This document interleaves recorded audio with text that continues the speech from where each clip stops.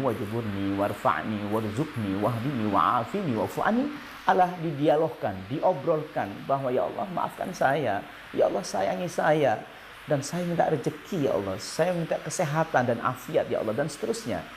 Nah, karena kita barangkali mencoba arti khusyuk adalah konsentrasi, sehingga kita selalu mengatakan bahwa sholat saya gagal. Sebenarnya tidak gagal, tetapi kita belum nyambung apa yang dikatakan, sehingga tidak ada respon dari Allah Subhanahu wa taala, tidak ada dampak terhadap apa yang kita rasakan, apa yang kita dialogkan. Kalau saya berdialog dengan raja saya, ketika saya minta maaf kepada raja saya, ketika saya minta uang atau apa yang dikatakan bahwa kita permohon kepada raja-raja kita, pasti kita ada getaran, ada kesambungan.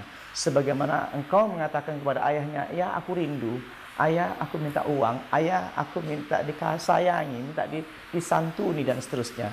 Pastilah Anda akan merasakan suatu kesambungan antara hati ayah dengan hati kita sendiri. Itulah yang disebut nyambung. Itulah dikatakan bahwa kita bisa merasakan getar-menggetar antara kita. Salat khusyuk itu mudah dicapai. Salat khusyuk itu. Para jamaah salat khusyuk yang dicintai Allah Subhanahu wa taala.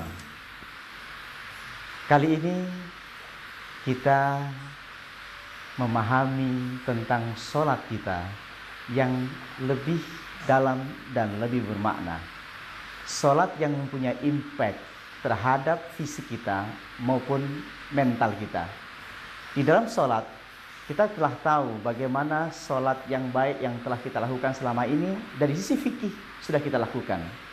Namun, kita amati setiap gerakan-gerakan sholat kita dan mental kita di dalam berdialog kepada Allah Subhanahu wa taala.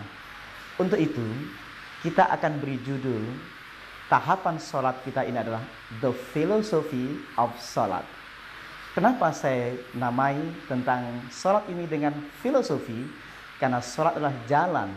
Sholat adalah merupakan mi'rajnya kaum mukmin. Sholat adalah tempat kita berdialog dan berkata-kata, mengeluh kesahkan persoalan-persoalan kita. Rasulullah bersabda, "Fa'idha hasabahu amrun faza'a ila sholati."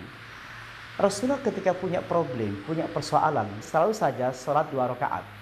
Sehingga dia selesaikan persoalan itu dan dapatkan makna-makna atau kenyataan-kenyataan yang sehingga dapatkan ilham hasil dialog beliau dengan Allah Subhanahu wa taala.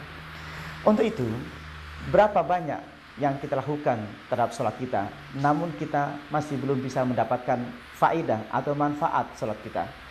Dengan adanya latihan kita yang akan kita lakukan nantinya, bahwa sebelumnya saya akan berikan suatu pengertian-pengertian tentang paradigma sholat khusyuk kita.